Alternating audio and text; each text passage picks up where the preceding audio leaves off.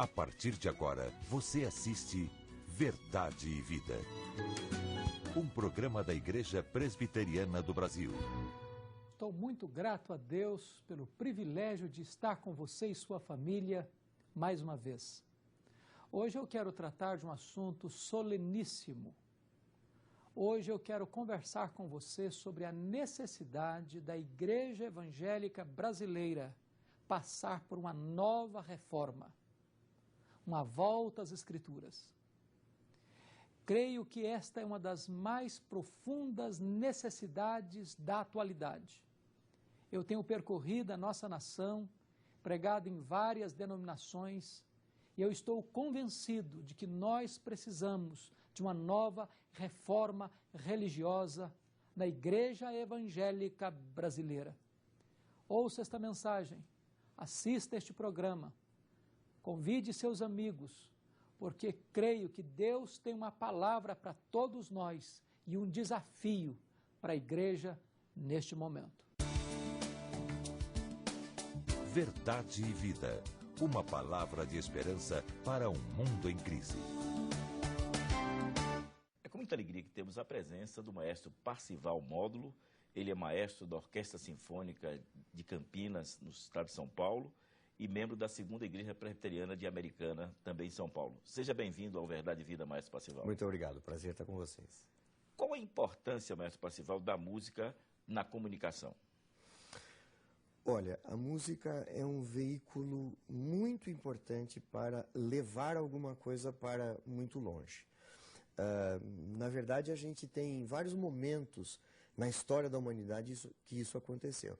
Nós temos um momento muito curioso, por exemplo, na Bíblia, quando o exército vinha voltando vitorioso, não é? Davi à frente, Saul olhava e as mulheres cantavam dizendo: Saul feriu seus milhares, porém Davi os seus 10 milhares. E a história não acaba aí. Algum tempo depois, isso aparece, essa musiquinha aparece na boca de muita gente, né? Então, dos inimigos, Davi vai procurar asilo político entre os inimigos. Quando ele chega lá, alguém diz assim: peraí, esse aí não era aquele que as mulheres cantaram? As mulheres lá do outro exército inimigo cantaram, eles ficaram sabendo aqui. Então, a música tem um poder de levar a mensagem para muito longe. Levar qualquer coisa, viu, Daniel? Se a gente bota uma coisa boa, essa coisa boa chega, fixa, faz morada na nossa mente e no nosso coração. Música age na nossa mente e nas nossas emoções. É por isso que ela fixa tão poderosamente as palavras que ela está levando. Por isso, a gente precisa tomar um pouquinho de cuidado com o que a gente canta, não é? A gente pode cantar coisas boas, e aí nesse caso está interiorizando coisas boas, como a gente pode estar cantando coisas ruins e não vai mais se esquecer dessas coisas ruins também. O que é música sacra? Essa é uma definição difícil, sabe?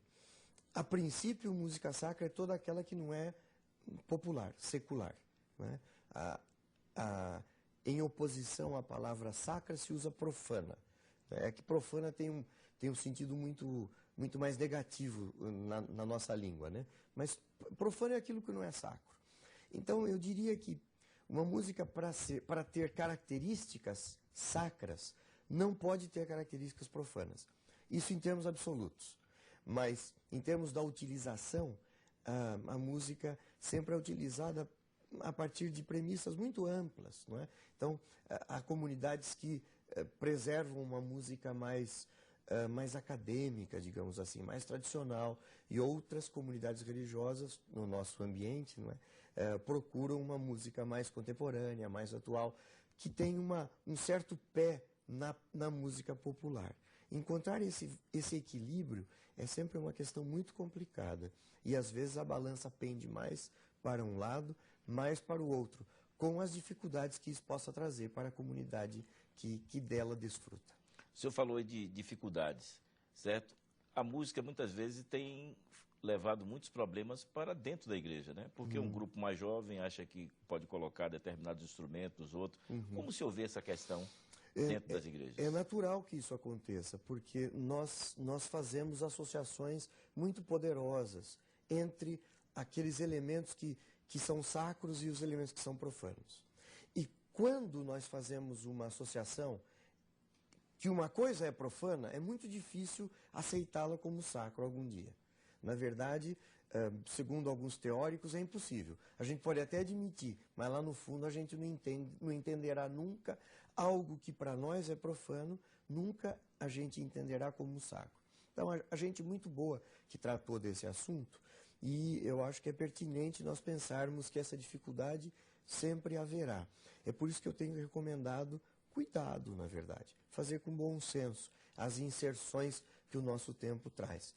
Um exemplo, Daniel, mesmo que você, como bom baiano, e que está muito próximo do som de um berimbau, por exemplo, para você será sempre difícil imaginar o berimbau num ambiente sagrado, porque para você já está muito associado a um tipo de som, a um tipo de atitude frente àquele som. Mas se você levar o berimbau para o Tibete, por exemplo, e mostrar para uns monges que nunca viram antes, dizendo, esse instrumento é sacro, ele vai acreditar que é, porque ele não tem uma associação anterior com ele. Mas nós temos e fica muito difícil. Mas, Parsifal, nós precisaríamos de muito tempo, porque esse assunto é muito amplo. Mas eu queria agradecer a sua presença aqui no Verdade e Vida e esperar numa oportunidade próxima estarmos falando sobre música. Muito obrigado, foi um prazer. Por enquanto, nós vamos ouvir uma música e logo após a mensagem que Deus preparou para o coração do amigo telespectador através do reverendo Hernandes Dias Lopes. Verdade e Vida, a palavra de Cristo para uma vida melhor.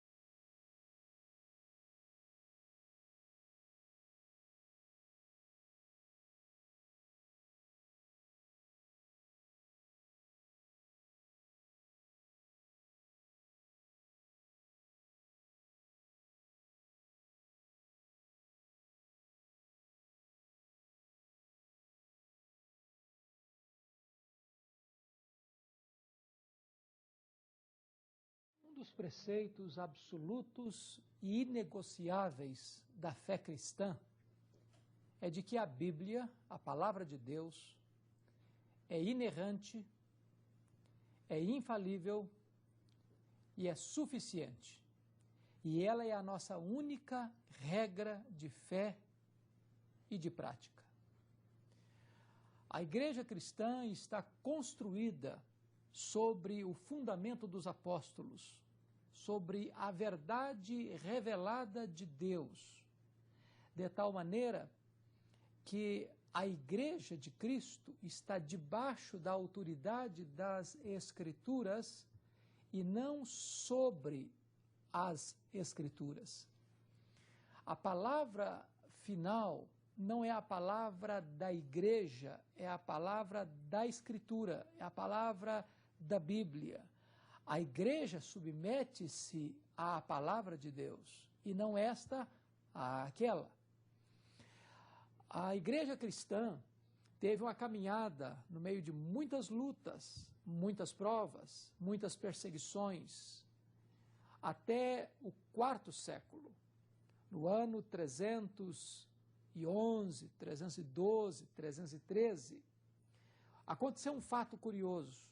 O imperador Constantino resolveu declarar-se cristão e ali cessou a perseguição do Império Romano ao cristianismo.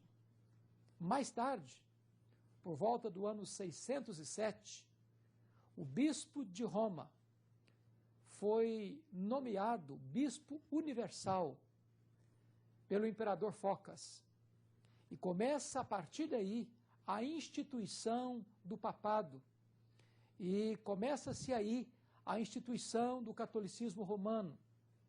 E a partir daí também, sobretudo na Idade Média, muitas doutrinas e dogmas e práticas e rituais foram acrescentados à vida da igreja, coisas essas estranhas à palavra de Deus.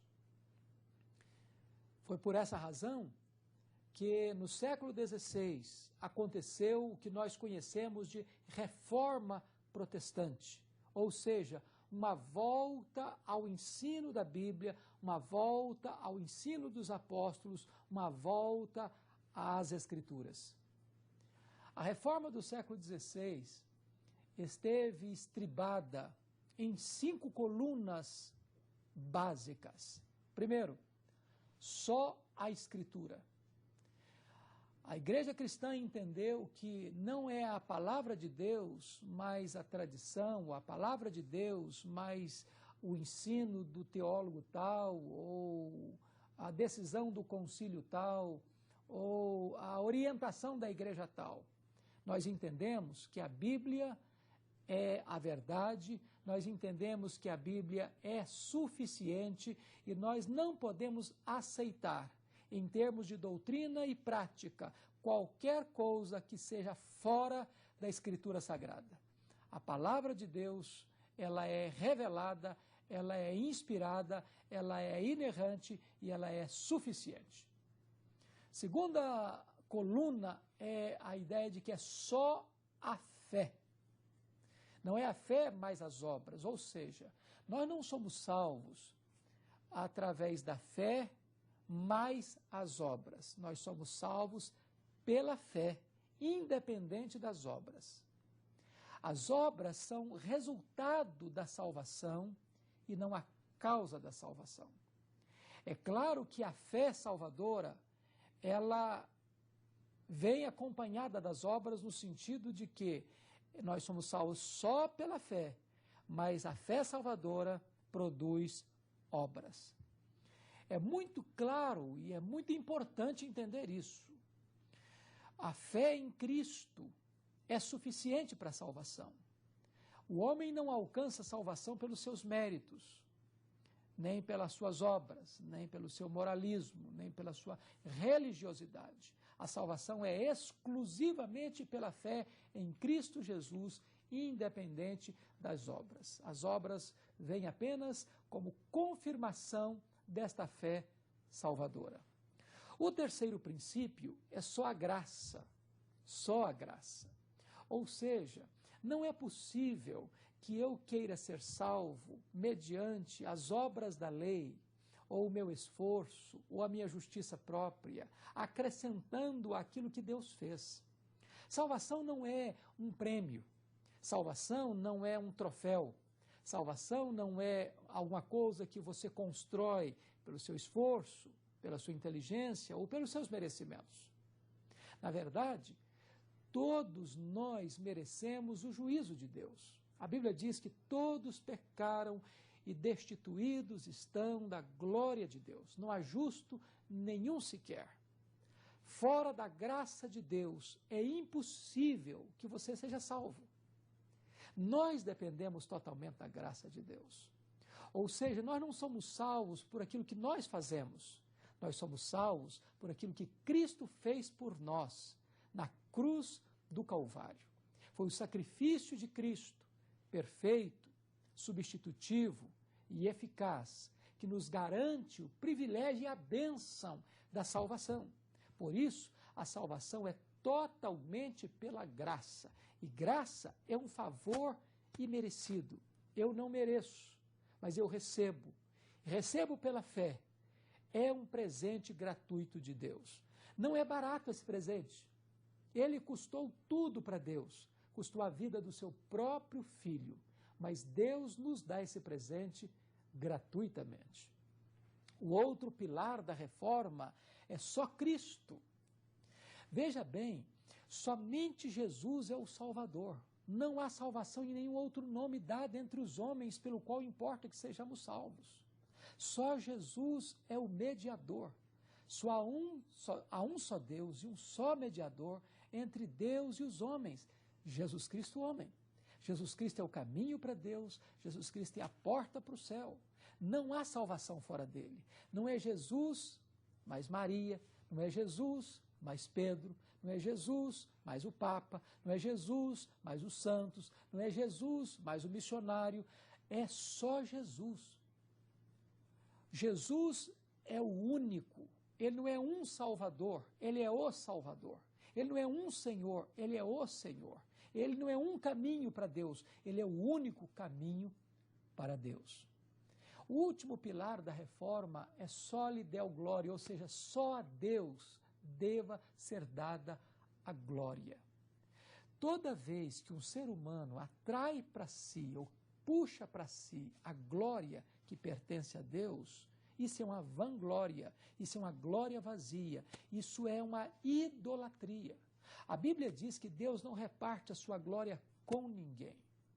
Deus é o único que é digno de receber a honra, a glória e o louvor pelos séculos dos séculos. Este foi um movimento que aconteceu no século XVI, a partir de Martinho Lutero, no dia 31 de outubro de 1517, e Deus levantou outros reformadores, como Zwinglio, como Calvino, como Melanchthon. Mas eu quero chamar a sua atenção para a realidade contemporânea da igreja. Porque hoje, a própria igreja chamada evangélica tem se desviado deste caminho, que é o caminho da simplicidade do Evangelho de Jesus Cristo, que é a doutrina dos apóstolos, que é o ensino fiel das Escrituras. Veja bem, a reforma não foi uma mudança na vida da igreja. A reforma foi uma volta às origens, foi uma volta à doutrina dos apóstolos, foi uma volta àquilo que Jesus e os apóstolos ensinaram. Por isso temos um lema: Igreja Reformada sempre reformando. Ou seja, a igreja sempre precisa voltar ao seu preceito inicial, a palavra de Deus, a verdade de Deus, as Escrituras. O apóstolo Paulo, escrevendo aos Gálatas, denuncia que alguns cristãos lá do primeiro século estavam abandonando o evangelho verdadeiro para abraçarem um outro evangelho. O evangelho do legalismo, o evangelho do judaísmo, o evangelho da lei, o evangelho da circuncisão, o evangelho das obras, o evangelho focado e centrado no homem e não em Deus. O que está acontecendo hoje em muitos segmentos chamados evangélicos é um desvio da doutrina apostólica, é um desvio da doutrina bíblica. Nós estamos assistindo com muita tristeza hoje que muitas igrejas mudaram o eixo da pregação. A pregação cristã evangélica, ela é teocêntrica, ou seja, ela é centrada em Deus, no ser de Deus, nas obras de Deus, na pessoa de Cristo, na morte de Cristo, na ressurreição de Cristo, na doutrina da salvação. Mas hoje, muitas igrejas estão pregando o quê? Prosperidade. Estão pregando o quê? Milagres. Estão pregando o quê? Curas. Estão pregando o quê? Apenas coisas para o aqui e para o agora. Desta maneira, Este evangelho é um outro evangelho. Não é o evangelho da cruz, não é o evangelho da graça, não é o evangelho apresentado pelas Escrituras. Ele é um evangelho que oferece para o homem uma panaceia para os seus males e dores do aqui e do agora, mas não oferece para este homem uma salvação eterna, perdão dos seus pecados, vida eterna, restauração para o tempo e para a eternidade. O que nós estamos assistindo hoje, na verdade, é um evangelho que está desprovido, primeiro, de centralidade na Escritura. Hoje as pessoas estão ensinando muito mais o pragmatismo do que a Bíblia. Eles querem dar para o povo o que o povo quer ouvir. É a mensagem de mercado, é a mensagem do balcão, onde o freguês determina o que quer. E então a igreja está se transformando num grande mercado. O púlpito está se transformando num balcão. O evangelho, desta forma, está se transformando num produto barato. E os crentes estão se transformando em consumidores. E desta forma, as pessoas determinam o que o púlpito fala. A pregação é feita ibope, você decide. O que as pessoas querem? Querem riqueza? Querem prosperidade? Querem milagres? Querem curas? É isso que atrai o povo? É isso que o povo gosta? É isso que a multidão se entusiasma? Então as igrejas se preparam como um grande balcão para oferecer o que as pessoas querem. Mas deixa eu lhe dizer, esta não é a pregação bíblica, esta não é a pregação evangélica. A pregação evangélica passa pelo arrependimento. É preciso que o homem entenda que ele é pecador e que a menos que ele se arrependa dos seus pecados, ele não poderá ver o reino de Deus. É preciso pregar o novo nascimento. A não ser que você nasça de novo, você não pode ver o reino de Deus, você não pode entrar no reino de Deus. Se você não converter, você vai perecer nos seus pecados.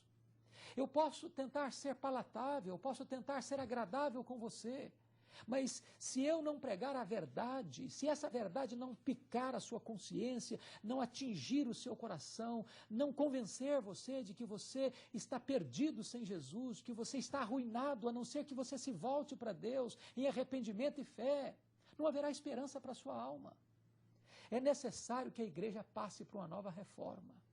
Nós estamos assistindo um tempo em que a própria igreja evangélica está voltando à fase das indulgências.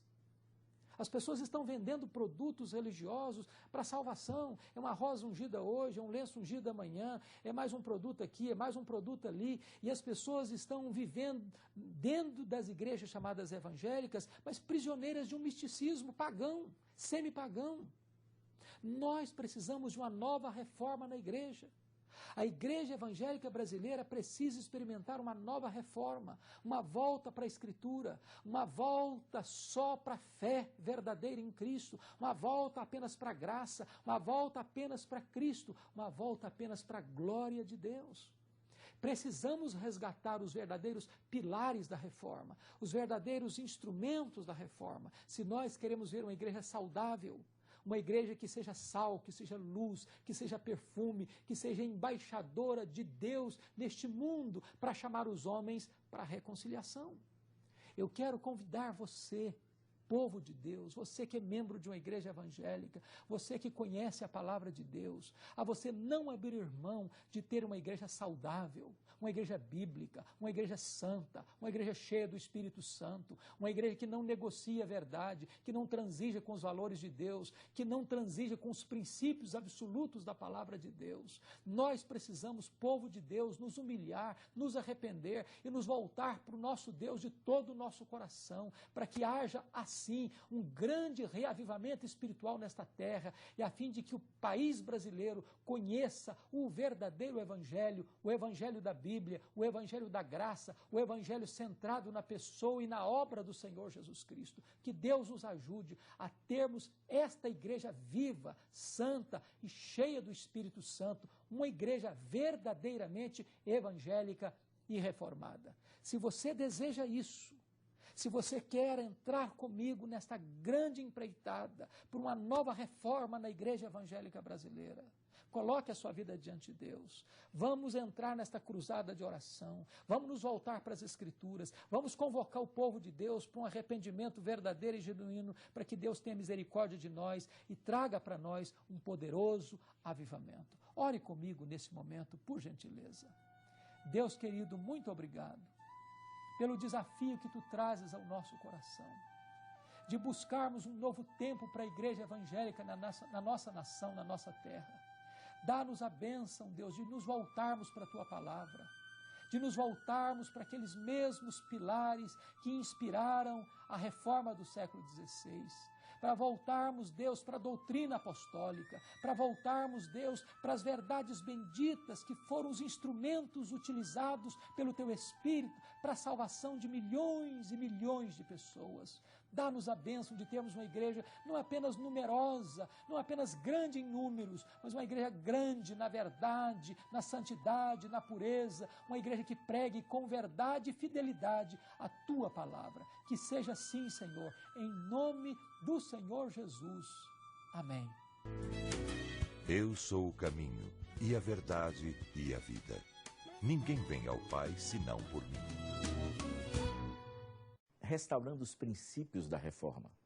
Esse foi o tema da mensagem que você acabou de ouvir, onde o reverendo Hernandes fez uma retrospectiva dos pilares centrais da doutrina cristã, das verdades que caracterizam uma igreja verdadeiramente evangélica. Sola Escritura, sola fide, sola gratia, solus Christo, soli Deo gloria. O reverendo Hernandes falou que a igreja evangélica brasileira tem abandonado esses princípios e que precisam, portanto, de uma nova reforma. Temos visto hoje uma pregação antropocêntrica, em vez de uma pregação teocêntrica. Temos visto os pregadores dando o que o povo quer ouvir e não do que o povo precisa ouvir. Precisamos nos voltar para Deus e para a Sua palavra. Precisamos experimentar uma nova reforma. Adquira agora mesmo a mensagem profética de hoje com o tema Restaurando os Princípios da Palavra de Deus, tanto em DVD como em CD, ligando para 0800 119 105 ou mesmo acessando o nosso site www.verdadevida.com.br. Entrando na nossa loja virtual, você adquire essa ou qualquer uma das outras 160 mensagens que aqui já foram pregadas no programa Verdade e Vida. Pelo nosso site também você pode tornar o nosso programa Verdade e Vida autossustentável. Clicando lá em Faça Sua Doação, você faz o seu cadastro, imprime o seu boleto e paga em qualquer uma das agências do seu banco preferido. Ou mesmo pode fazer um depósito diretamente do Banco do Brasil na agência 4442, dígito 3, para a conta 7000, dígito 9. Neste domingo você deve visitar a Igreja Presbiteriana do Brasil ou a Igreja Evangélica da sua preferência, mais próxima da sua casa. Escola dominical com classe para todas as idades e culto matutino, sempre começando por volta das 9 horas e culto vespertino 18 e 19 horas. Você é o convidado do programa Verdade e Vida. Neste sábado, o reverendo Hernandes estará abraçando você aí na Praça do Papa, aí na cidade de Vitória, nas comemorações do Sesc Centenário. Ele será o pregador oficial dessa comemoração para todo o estado do Espírito Santo. Começa às 16 horas na Praça do Papa, aí na cidade de Vitória. Ainda há tempo aí, você que é do interior, formar a sua caravana e participar dessa grande comemoração aí para o estado do Espírito Santo. Até o próximo programa, nesse mesmo horário, nesta mesma emissora. Até lá, e que Deus muito o abençoe. Verdade e Vida. A palavra de Cristo para uma vida melhor. No Brasil, há muitas igrejas cristãs, mas poucas têm 1,5 século de história. São 150 anos educando, promovendo ações sociais, transformando vidas com a palavra de Deus. Igreja Presbiteriana. 150 anos evangelizando o Brasil. Adquira hoje o DVD Verdade e Vida, volume 3. 4 mensagens do reverendo Hernandes Dias Lopes. Mensagens para ajudar você a reagir ao esgotamento espiritual e para que em seu lar haja alegria, paz e harmonia. O DVD Verdade e Vida, volume 3, custa apenas R$ 30. Você recebe em sua casa com frete grátis. Ligue agora e faça seu pedido. 0800 119 105.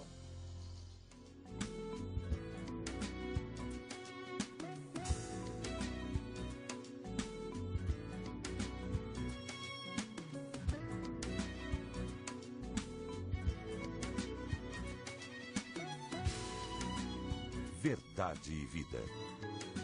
Um programa da Igreja Presbiteriana do Brasil.